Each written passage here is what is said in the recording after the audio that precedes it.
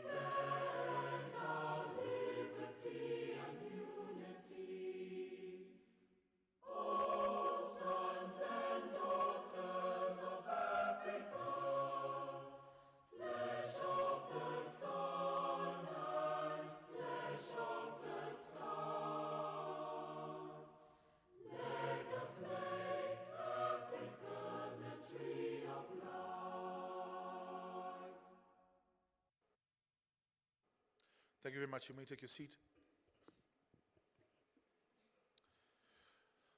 A very good morning to our viewers, of course, also joining us online on the streaming platforms of the Environmental Investment Fund.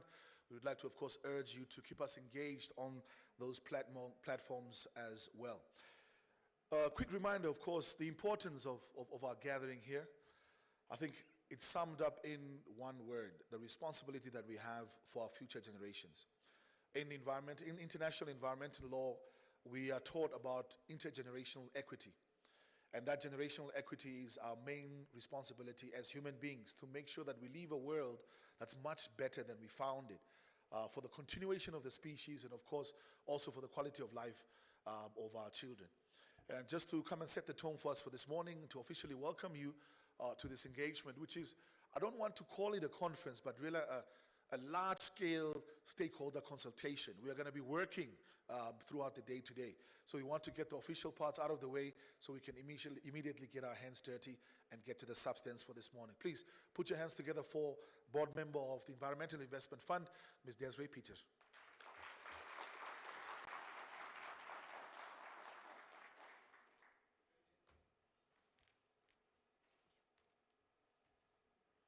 Good morning. What a beautiful sight. But I need more energy into that. Good morning, please. It's a Tuesday. Moro Zamire! Director of Proceedings, Honorable Ministers present, Honorable Deputy Ministers present, Members of Parliament and Regional Governors, Local Authority Councillors present, all distinguished invited guests and captains of industries. It is quite a delight for me to be standing here in front of you. Like I said, I've been put on the spot because normally I'm the writer of speeches, not the presenter of speeches.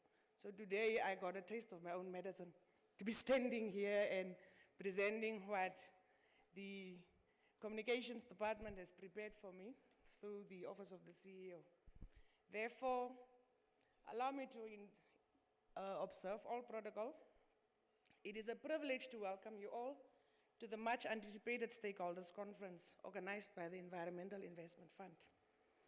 I'm particularly delighted for the fact that you chose to make time to attend this important juncture in assisting the Environmental Investment Fund of Namibia in soliciting input and engage you as stakeholders.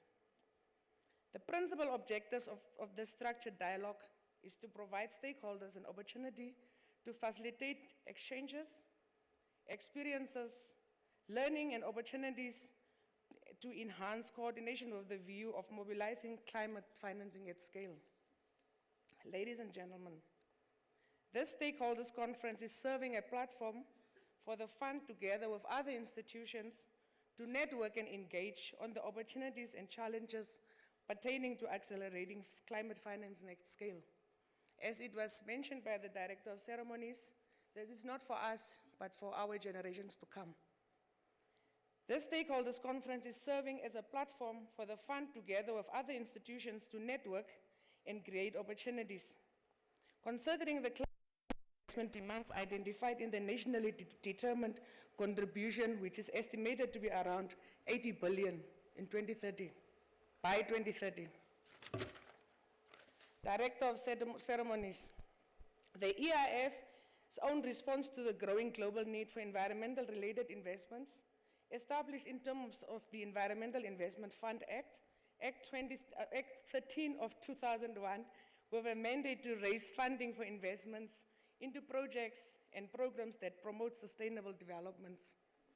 The EIF is currently one of the fastest growing environmental and climate financing institutions in the world. And I think we need a round of applause for that.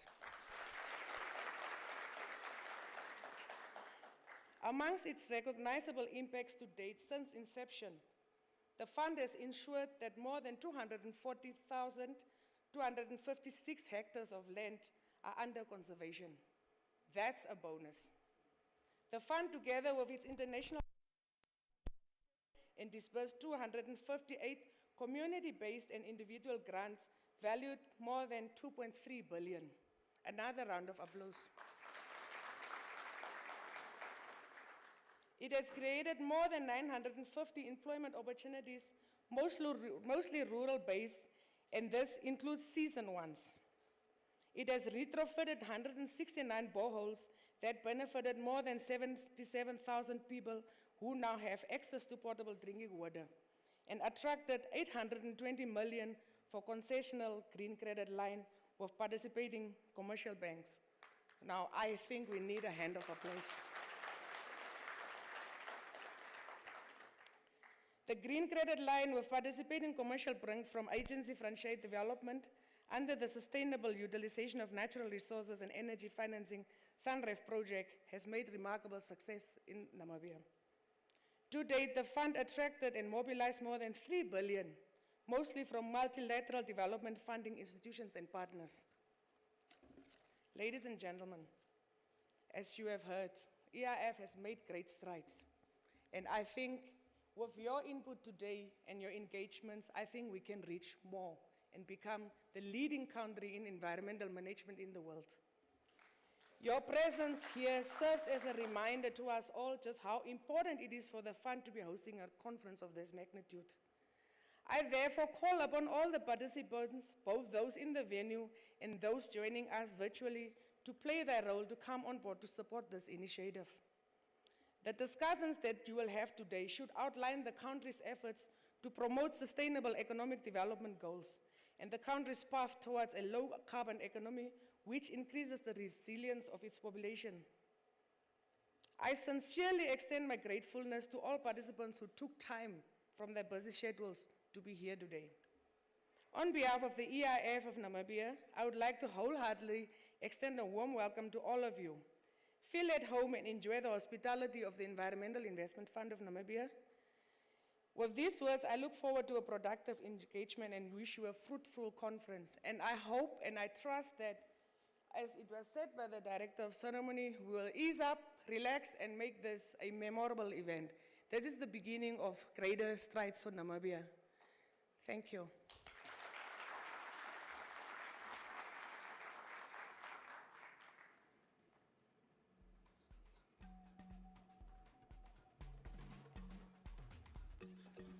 When you have a platform so big and you have to walk across, I almost felt like Miss Namibia and started waving now. Thank you very much to Ms. Peters. Can we please give her a warm round of applause? It's not very easy working with the EIF, of course, over the last couple of weeks when we were trying to put this together. One of the things I actually found out is that the moment people heard that, EIF, the poster started going out, they're asking, okay, nog julle weer geld weg or what? Are we still on time? Are we still late? And said, please, if you're watching right now, you're late for this round.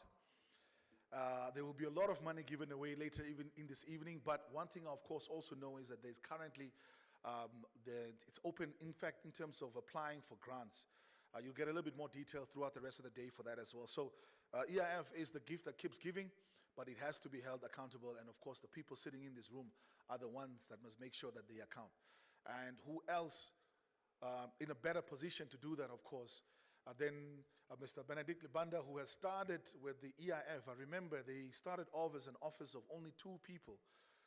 It was him, I think, the secretary, and then accountant, Ms. Henrika Skay, if I'm not mistaken. That was her name, yeah.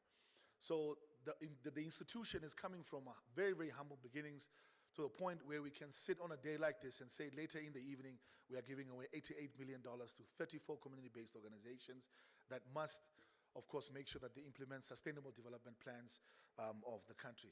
So please give a warm round of applause to the Chief Executive Officer of the Environmental Investment Fund.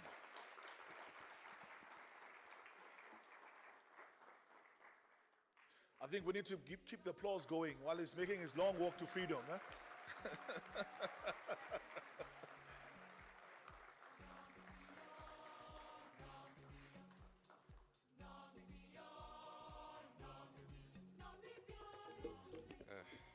Thank you, Director of Ceremonies. I'll stand to the protocol that is already established, and good morning to all. Thank you so much for your presence and for your support to the EIF, and we are looking forward today to receive your inputs, your feedback on how we are performing. I think from where we sit, this is an opportunity for us to improve in our programming and also to improve in our service deliveries and engagement with our stakeholders.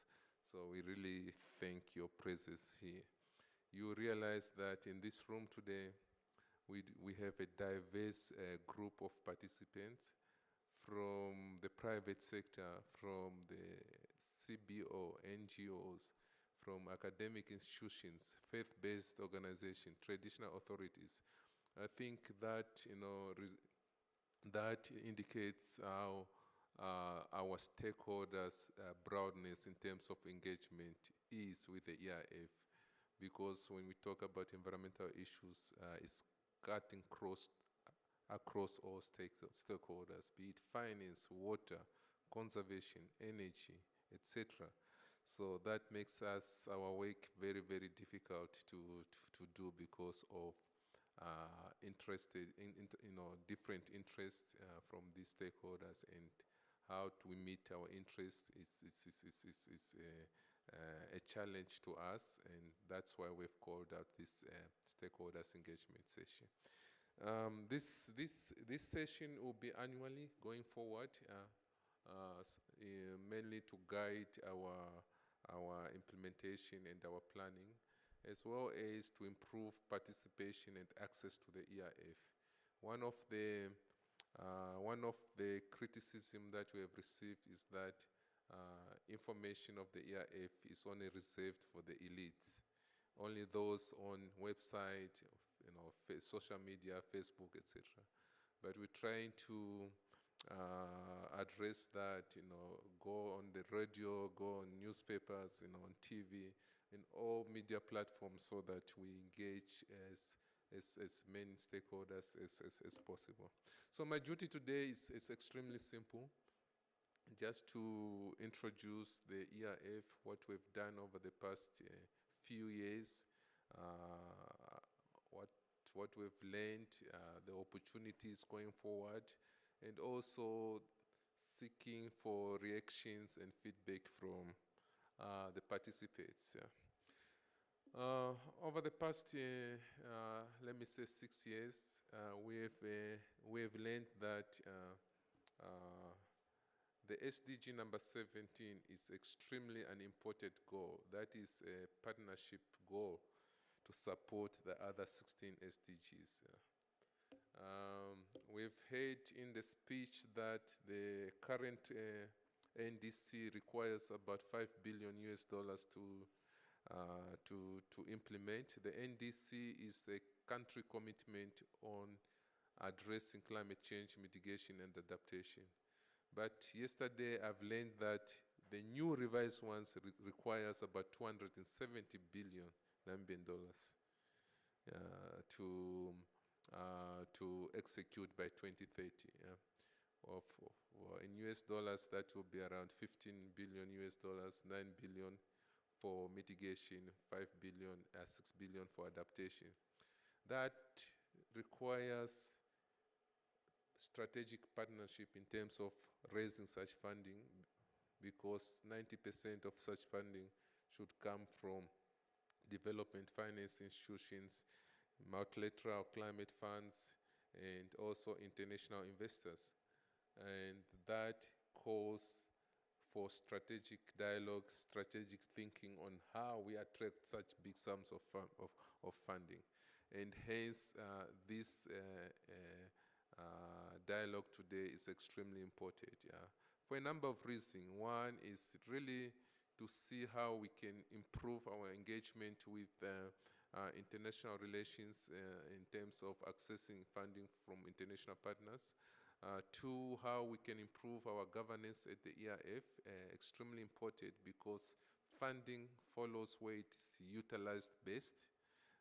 How we can trickle down the funding that we receive to support the economic development of this country. How we address social progression, social issues that are related to climate change, environmental sustainability, and biodiversity conservation, as well as mobilizing resources at scale. We heard of the numbers, so we need to mobilize those resources at huge amounts. Just getting back to the EIF, what I just want to touch on our mandate. Our mandate is mainly resource mobilization. That's fundraising for natural resource management, biodiversity conservation, and climate change in the country. And we deploy such proceeds through grants, loans. Also have got bursaries, sponsorship, and of recently we've included debt instruments, and we are working on equity through unlisted investment vehicles. So we work with a variety of stakeholders in the country. We work with NGOs, mainly the NACSO is one of our very important associations that we work with, and I'm glad to see the NACSO members in this room today, and we hope to receive some feedback on how we collaborate and to work with NACSO. I see Ms. Maxi Lewis there. I see the Executive Director of the Namibia Nature Foundation as well. So we really thank you for coming here. We work with state organs, private sectors. We work with individuals, etc. The list goes on. Yeah. So those are our priorities that we've pursued over the past 4 years. We've pursued climate change, both adaptation and mitigation, biodiversity conservation, that entails natural resource management, CBNRM, terrestrial ecosystem management, and then waste management that we are currently executing and supporting. We're also into intervention that deals with sustainable land management. So that is a whole lot if you start to unpack those 4 investment focus. So that's our structure as EIF at a high level partnership. We really prioritize the government line ministries, our civil society organization, our multilateral environmental and climate funds, private sectors, especially the ones in the financing space, bilateral agencies. Work very closely with bilateral agencies as well, such as the French development agencies that continue to support us on different levels. So we do have different portfolios and program and then project in terms of levels of execution. So I'll go a little bit further on those programs and projects that we are currently undertaking. We also provide services for hosting of entities. Currently, we host the UNDP Small Grants Program, as well as the Game Product Trust Fund, in terms of supporting fund administration for those entities. We also do a lot of management on behalf of stakeholders, mainly the Ministry of Environment and Tourism, where we manage a couple of their projects in terms of providing administrative and financial support. So you can see just some of our key stakeholders. Again, not exhaustive. If your logo is not there, just forgive us. We'll include the conservancies in the future. I think the page we'll need about 10 pages, in terms of our stakeholders engagement. But some of those that we work with very closely on a daily basis, with different, funding mechanism. You find that we do have the international partners, which is the likes of EU, FMO, Invest International, the Climate Fund Managers, the Green Climate Fund, Adaptation Fund, etc. And then we do have the UN families, that's UNDP, where we manage a couple of projects, and execute together with the Ministry of Environment and Tourism. The DBSA work very closely with them, African Development Bank, SADC, DFC, etc. Then from the private national, work with a couple of private sectors. All the commercial banks, we do have good relationship with them in terms of climate financing. The NAXO, which I just alluded to, Agribank and Nampower, just to mention a few. And just our milestone, I don't want to repeat what my board members has indicated, but for the past 6 years, actually it should be 3.5 billion that we've raised over the past 6 years. So we've been having a monitoring and evaluation system where we monitor the impact and how these funding benefits our communities. So far, we stand at 230,000 direct and indirect beneficiaries.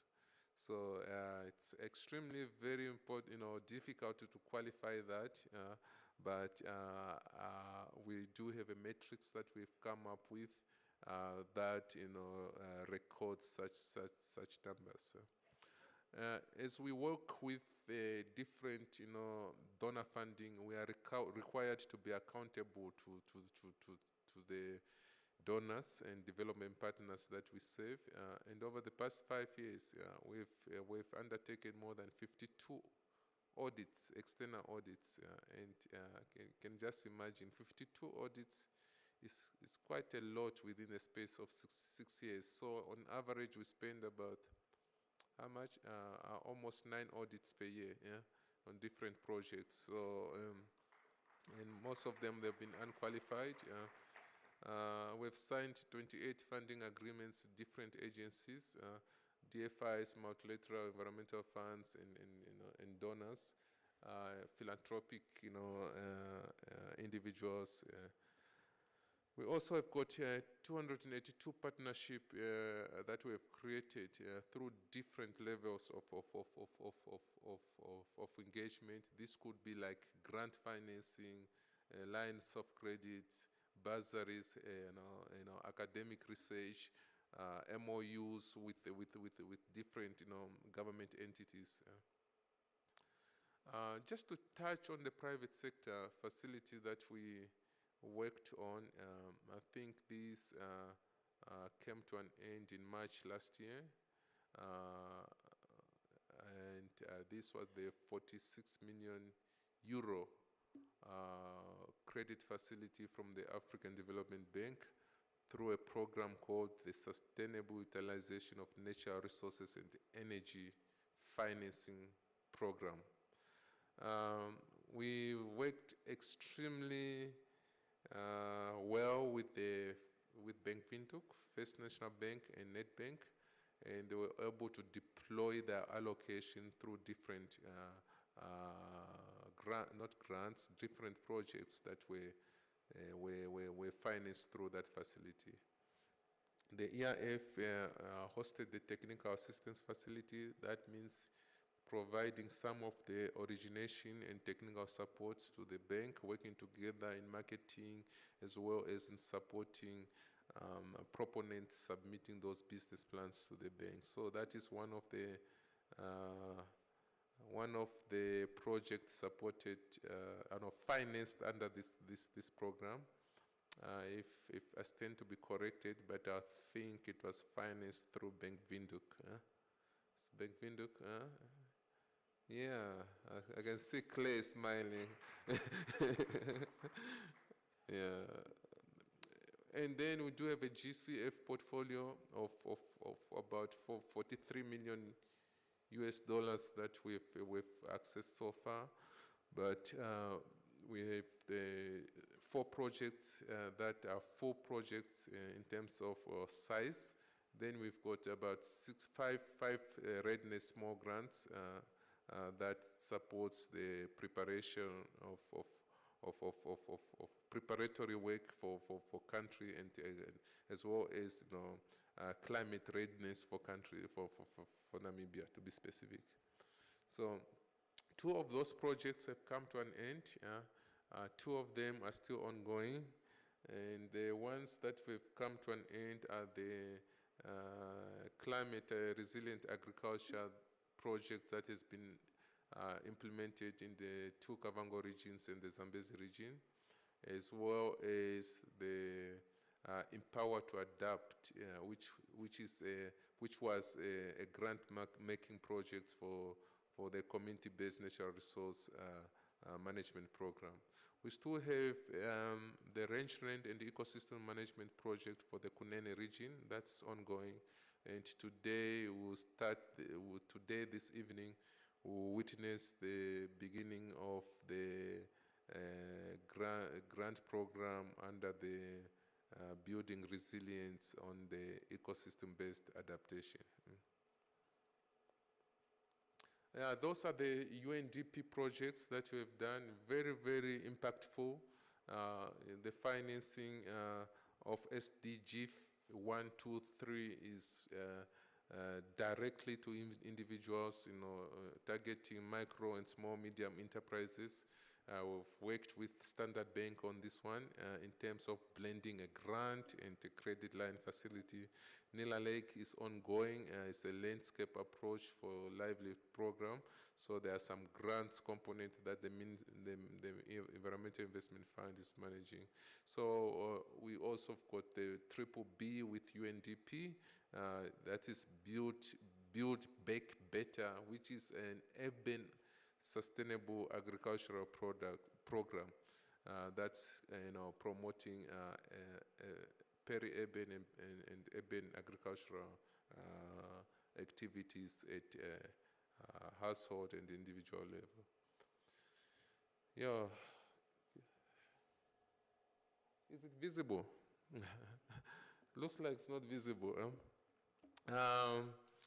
Most importantly, over the past year, we've started working on green hydrogen.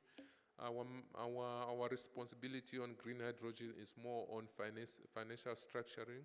So you realize that over the past 2 years, Namibia has embarked on an ambitious program to be one of the global players on green hydrogen. Our role as the ERFD is that we were given a task to come up with financing solution for green hydrogen, and we've established the Namibia Green Hydrogen Fund Managers together with the Climate Fund Managers and Invest International from the Netherlands. This entity is now up and running. The CEO position was advertised and closed last week Friday. So we hope by at least end of August we will have the staff members in that office. EIF has equity of 49% in the NAM H2 fund managers, and we have already raised about 40 million euros for that fund, and the agreement is signed off. We have started with fundraising to targeting about 1 billion euros by end of this year. In terms of the green hydrogen investment, it's through that fund.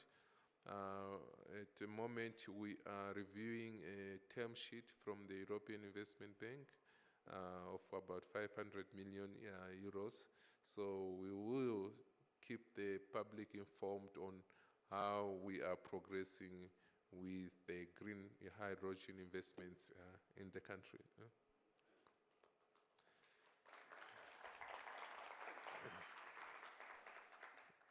Most importantly, we do have the Green Impact Facility, which is a blended financing platform for SMEs. Because we've realized the importance of partnership, this facility is deployed through fund managers. So we've signed agreements with 2 fund managers to deploy this facility.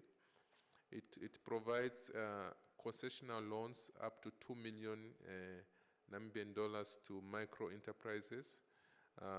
It is a prime minus, I think 4% in terms of interest fees.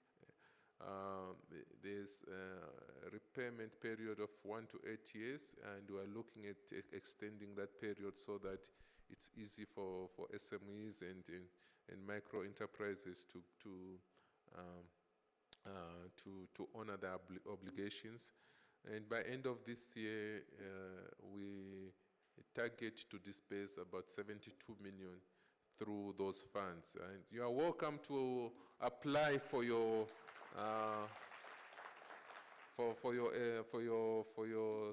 small, medium loans. And the entities that we work with is Congaland. You can go on their website or visit their office and submit your business plan. The other one is Bellatrix, SME Financing.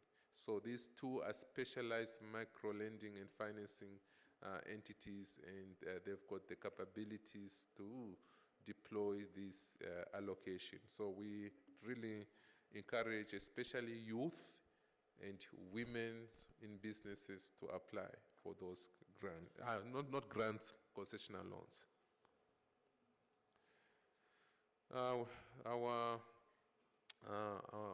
Our board members alluded to the number of boreholes that we have retrofitted and rehabilitated over the last year. So that's just a breakdown showing where those boreholes are in each region. I'm sorry for Commerce, we haven't done much in terms of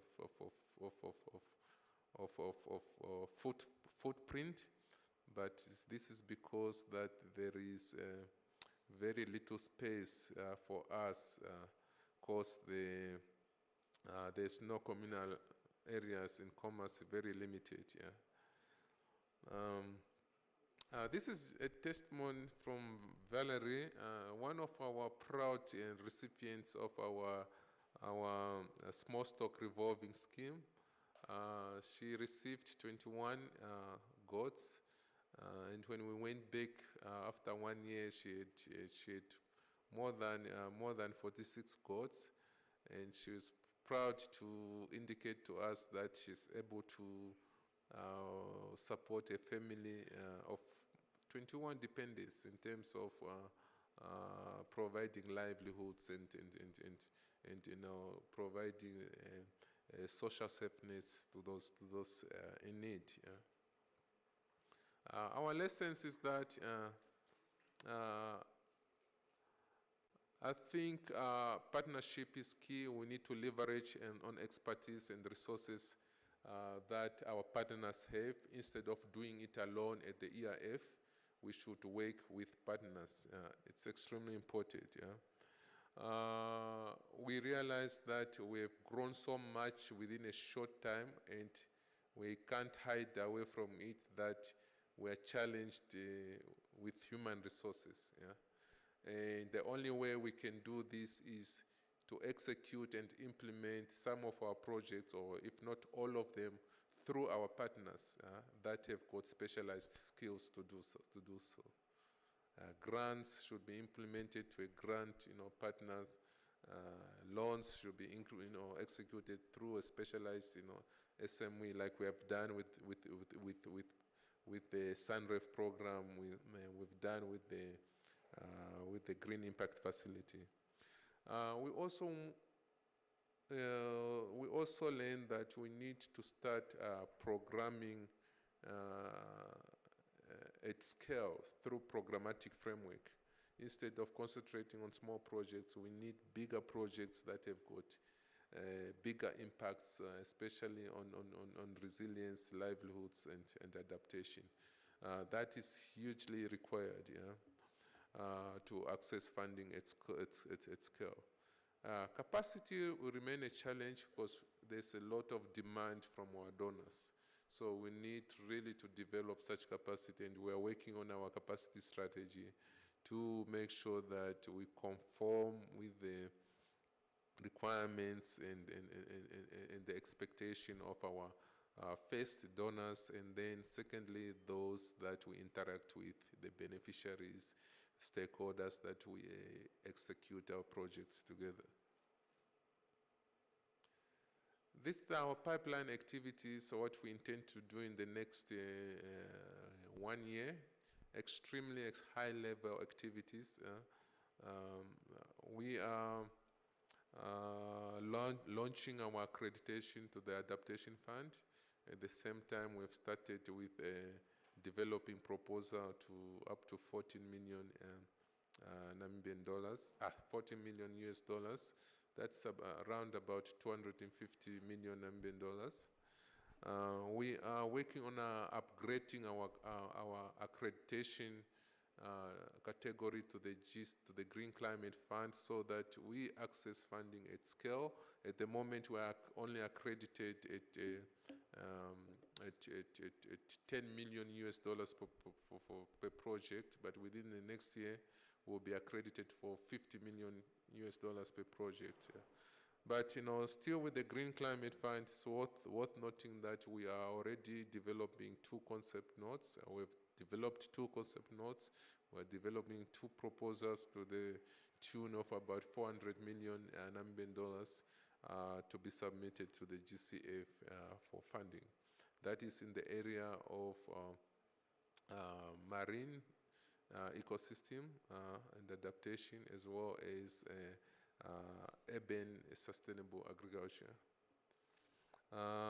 We will continue for fundraising activities, extremely important, because that's our core mandate, is resource mobilization. Most importantly is for the NH2 fund managers, which is the Green Hydrogen Fund. There's a lot of expectation, and that's the ERF is undertaking. We'll continue to introduce, innovative programs. We are looking at really how do we amplify blended financing ecosystems.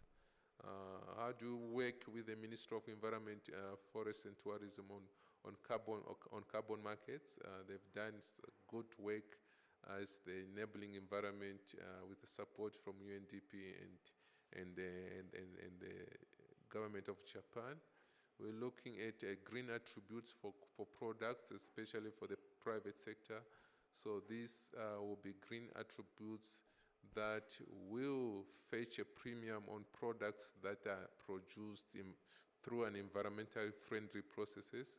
So those are innovations that we will be undertaking within the next year. And lastly, we'll be dealing with the waste management financing facility. We want to reclaim Namibia as the cleanest country in Africa. So that is what we want to do. So, and that work will start within the next 4 months or so. So there's a lot of opportunities to collaborate with stakeholders. We should move from competition to collaboration, because the space is just too big for us, and the more we collaborate, the more we access this funding at scale. So that is what we've learned, and that's the opportunity going forward. We'll engage vigorously, we'll engage the international and multilateral environmental and climate funds, DFIs, on resource mobilization. At the same time, we will not forget our partners, especially local level partners, community-based organization, the CB, the NGOs and private sector, extremely important to guide our resource mobilization efforts. So in conclusion, I just want to thank your participation, your presence in this stakeholders engagement. And we hope that the power of collaboration will be extremely important in enhancing climate financing. And I would like to express my heartful gratitude to everyone who's present here today for gracing this occasion.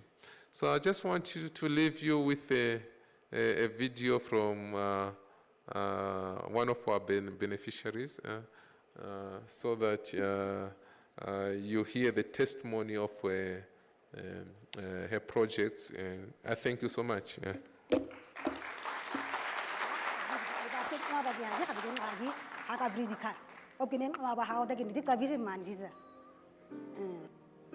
She has managed to increase her goats from the 20 she initially received to 46 now.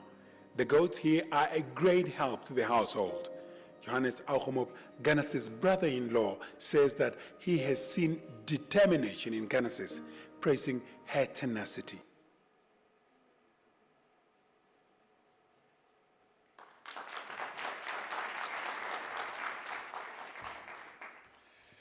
Thank you very much for that. I think if we have to play the videos of everybody that received something from EIF, we'll probably spend a couple of weeks in this room. But nonetheless, thank you so much, colleagues from EIF, and the work that you're doing. But we are offering you an opportunity right now to just become a little bit tough on the EIF. If there are any questions, statements, comments on the presentation, now is the time by a show of hands so that we can just allow you to engage. The CEO is ready to answer any questions pertaining his presentation. Do we have any takers? Or is it too early to start trouble? Where's Jemima? Oh, okay, we've got one here. Please just stand, just introduce yourself, your name and the organization, and then you can have your comment or your question. Can you have a microphone for her, please? Also, just like to urge, can we put the barcode on? For the program, please just scan the barcode that will be put on the screens now. For those of you that want to have access to the program, you can use your phone to scan the barcode on those screens. All right. Good morning, everyone. My name is Evelina Malwa. I do not represent any organization. I'm part of the youth. My question is, you said you provide funding for concepts. How far into my concept do I have to be to acquire this funding? Do I have to have started, or can I just provide you guys with a proposal? And would you help me acquire human resources? Say, for example, I wanted to start a fertilizer company. How would I go about navigating that space? Granting, the question is around the granting process. What is required? Yeah. Do I just submit a concept note, or must I have a whole business plan, feasibility ready? That's the first question. I think two prone questions, and then support for from an HR perspective. Do we have any more takers? It's not normal for me to see Harald not speak when he's in the audience. Maybe only a bit later on. Hello. All right, well, Comrade CEO, it means that you had a good presentation. Perhaps maybe you can respond. Can the microphone for the CEO, please? Terry? There's a question. Hello? Can you please stand and say your name and institution so we can get you? Okay, my name is Abia. I'm from Treaties, so I just have two questions. The first one was on the SME loans. I wanted to ask, how do one acquire that? And since the project at Kavongo is done, I wanted to ask if somebody has, how do I get support if I want to try out on the dry areas, especially using different seeds, but it requires money. But how do I approach and give the whole proposal and get the support that I need? Yes, that's all. Thanks for that one. Do we have any more takers before we've got one more question there? The idea for the engagement for today, and really I want us to become comfortable with asking questions and engaging, because it's more of a workshop than just a talk shop. So we want those inputs, even if it's criticism, it is welcome. The leadership of EIF wore thick coats today, so they'll take any sort of criticism. Please go ahead. Yes, my name is Michelle Hailonga. I'm an environmental geologist at the Ministry of Mines and Energy. Although my question is not related to that today, I see you mentioned that with climate change, areas of interest is mitigation and adaptation. Another one that's also very important is climate education. And I'm not meaning at tertiary level, but at school primary and secondary level. Is that an area the EIF is interested in looking in? And maybe if there's representatives in the room from the education sector, because in my experience speaking to students, they don't get a lot of climate change education at the school level.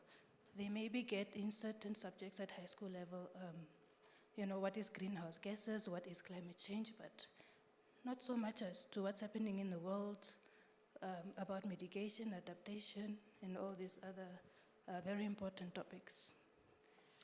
Thank you. Do we have any more takers? I can take one more. Okay, on this end.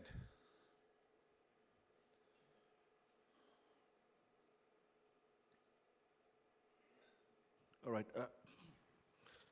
Good morning, everyone. My name is George Kambala. I just have I missed the presentation on when Benedict was talking about collaboration. You mainly pointed out community-based organizations or CBOs, NGOs. But then you emphasize that there's a need for mitigation and adaptation. But then how do we then, as local authorities, then get in how do we, because I see there's a current grant open up, and there's specifics that local authorities cannot participate, or local authorities can't participate in such particular grants. Is it specific to only this particular grant? Because in terms of mitigation, if you look at the local authorities, in terms of young people and climate change, they are highly affected.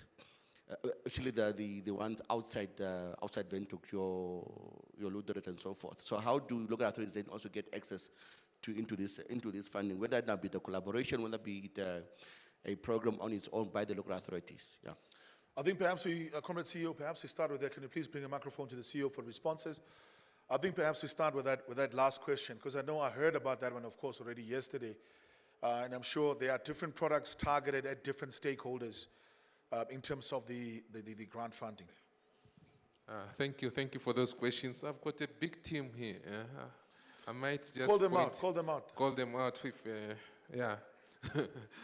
On the first question, if one intends to apply for a grant at the EIF, one has to present some form of a concept or thought to be considered for a seed grant.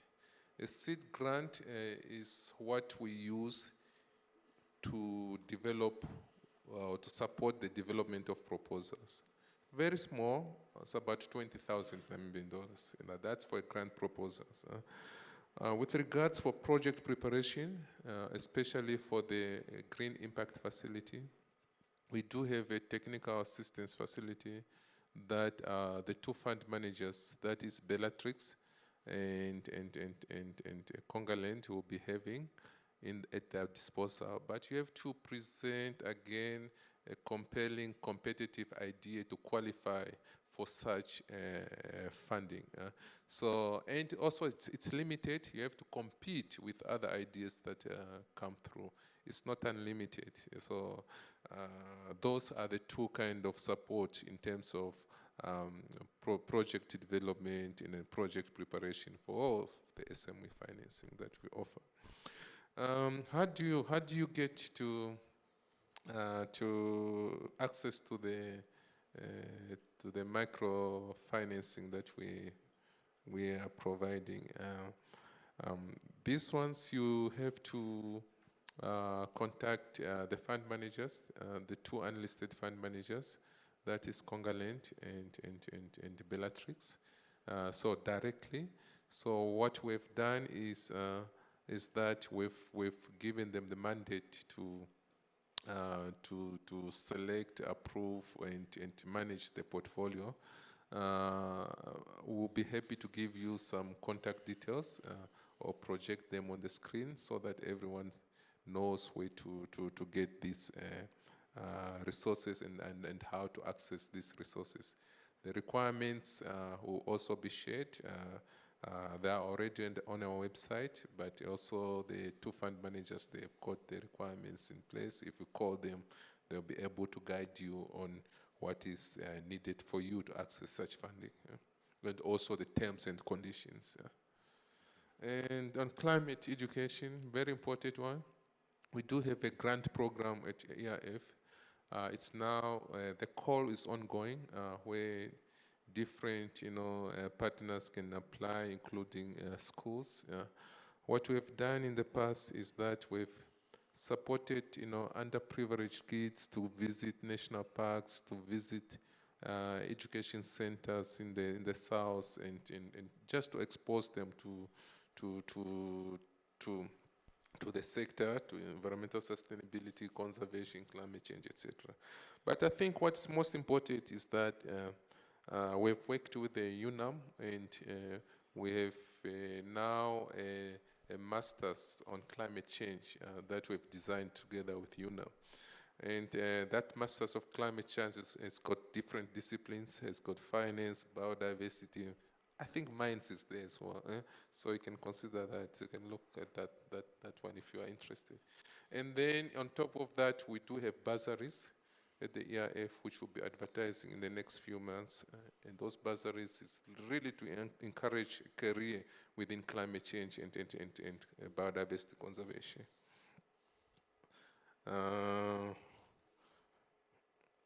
And the last one, from my brother, that's on the local authorities. You realize that we do have the environmental taxes that the government has introduced about 4 years ago. These taxes are on polluting products, and one of the impositions that we've done is on plastic bags. If you go in the shop, that 50 cents. So part of that comes to the ERF. Maybe I didn't report more in details on that one. So what we're doing now will be supporting the local authorities on recycling. Again, we do have lots of local authorities and village council. The support is limited. It will be really on high impact, proposals. So you need to compete with other local authorities. That call will soon go out. Our project round about end of September to October in terms of call for local authorities participation. But you also note that we do have different grants program, and each grant has its own requirements. So the local authority ones, we don't expect the CBNRM to apply in that window. We don't expect the local authority to apply on conservation agriculture, for example, So each grant program has got its own requirements and criteria. So I think I wanted to make that clear. Can I invite the Chief Operational Officer just to complete where I've left, yeah?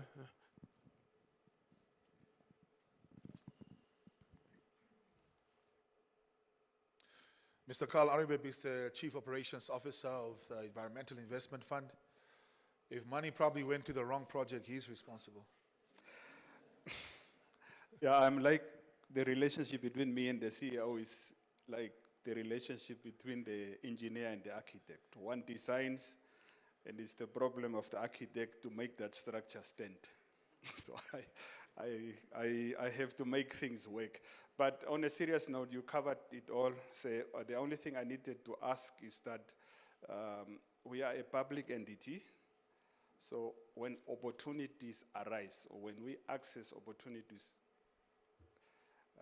we publicize them, open them up to provide equal opportunity to the nation at large. So nothing is reserved for anyone unless a specific subject matter dictates or the donor dictates to a specific location, like a project we have for Kunene region because of the devastating drought that region was coming in.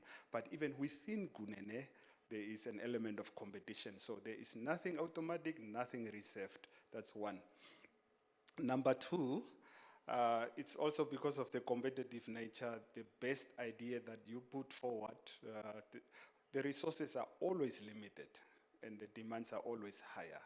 From the 80 million grants that we'll be dispersing this evening, we were only, the project is designed to only cater for 33.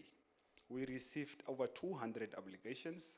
We shortlisted 70 eligible grants, and then we could only finance 34.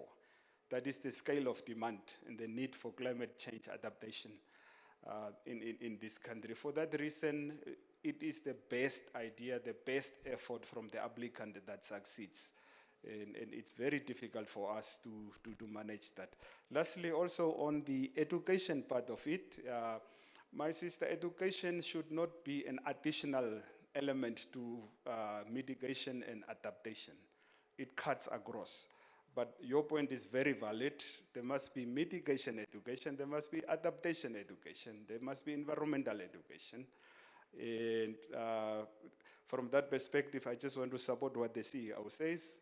We have invested now time and effort in collaboration with the University of Namibia to introduce a master's degree course that will maybe take in entrance in 2025. But within a matter of months, a credit-bearing short course will be launched in our partnership with UNAM. That will, yeah, that will bring prepare people who are already, and this is also done in a partnership fashion that it caters for all stakeholders in the climate change space, financing, adaptation, mitigation, land degradation, all aspects. So I encourage even conservancy CBOs to begin to budget that smallish $9,000 for the course and begin to register.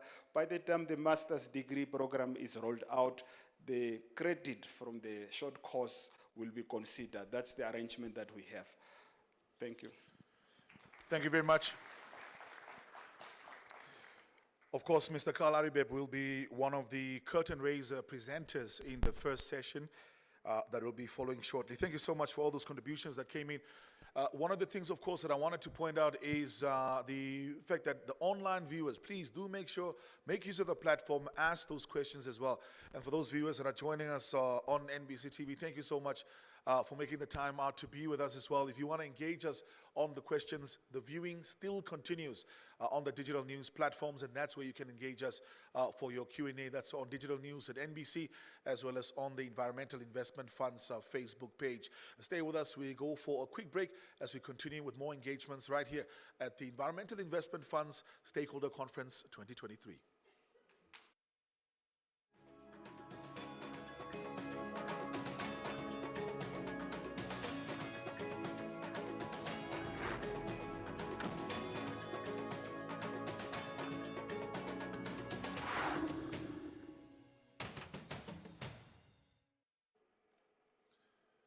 Welcome back. We're coming to you live all the way from the Environmental Investment Fund's Stakeholder Conference at the Safari Conference Center at MERCURE Hotel. We have, of course, just started off the program with the welcoming remarks by the board member